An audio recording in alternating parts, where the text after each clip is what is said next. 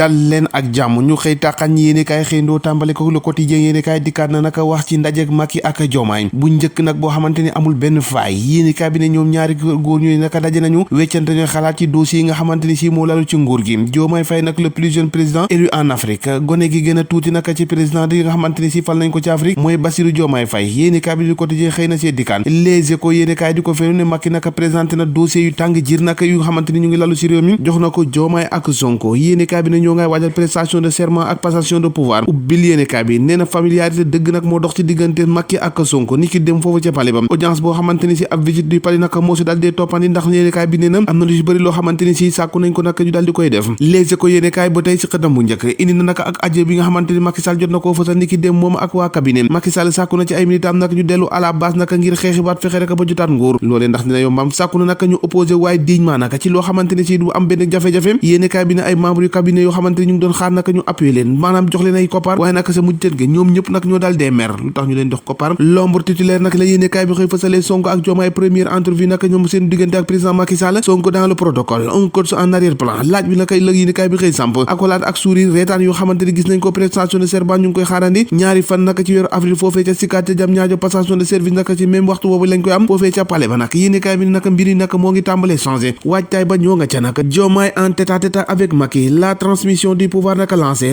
nañu ko fi ñu toll nii Macky Sall ak Diomaye jokkalante léegi ga naka léegi mu am ndax ni ki démb gisee nañ yéene kaay bi ne Diomaye naka l'élu de Sonko au palais ni ki démb nag ambiance boo xamante ni amal nañ ko ci prise de fonction présidentielle Macky Sall dalal na ki nga waxoon wuutu naka ci siège boobee nag ngir waajal transfert de pouvoir prestation de serment ak solennité ni ki 2 avril foofee naka ca jaajo naka bi ne quinzaine de chefs d'état yoo xamante ni ci ay réew africain ñu ngi leen di xaarandi naka passation de pouvoir boobee naka sa palais ba lay am cérémonie ba ca diwaanu Diamniadio la koy amee yéene kaay bi di Vox Populi noonu la xëy fësee ak ñun daanaka li gën a fës naka yéene kaay bi di Sud Quotidien xëy na koo fësam nee na li ñuy yeesalaat naka ki nga xamante ni si moo di building administratif naka si jamonoy Macky Sall beneen ko jafe-jafe de gouvernance ndax booy xool ne juróom fukki milliards yoo xamante ni si naaw na naka si ngelaw di te kenn gisul ko te mbir moomee nag ñuy tabax booba ak léegi mu daggut a yegg yéene kaay bi xëy na koo fësal ne fi ñu toll nag ana mbir moomee fan la jaar ñu ne fan la jaar naka mooy fond Covid 19 yi Prodac mbirum Protétim ak yoo xamante ni si daanaka ay dossiers yu tàng yo booba ak léegi nag ñu ngi koy lijjanti mu te Diomaye Faye nag am na si sax soo xamante war na ko liggéey conseil des ministres en relève yéene kaay xëy na see fasal Macky Sall sàkku na ci ay ministres yu préparé dossier passation de pouvoir fi ñu toll ni lu waay yoroon naka na nga ko dajale naka ba mu baax naka mun koo jébale ndax lañ leen dénkoon jeex na Sonko premier ministre ab laaj la woo xamante ni si yéene kaay bi di dépêche xëy na koo laaj nouveau gouvernement ndax itam jàpp na ne Sonko noonu ndax mun na nekk premier ministre bu Bassirou Diomaye Faye am déet lu mu ci doon lu naka ñoo ngi xaarandi ndax jàpp na ne fi ñu toll ni Sonko moomee war na am poste boo xamante ni si dafa war a mun a dëgër këng ba fexe rek ba dal di koy doxal Macky balisé na terrain bi bale na ko ba mu set wecc naka di xaar Diomaye ngir war a rek dugg si palais boobee fas yéene doxal naka ci juróomi at yi ubbil yéenekaay bi Idi ak Khalifa Sall yéenekaay bi ne fi ñu toll nii boo koy méngale màbb dëgg def nañ ko si wàllum politique bu yóbboo nag ñu buubi seenu kaakati toog di xam ne mbir mi moom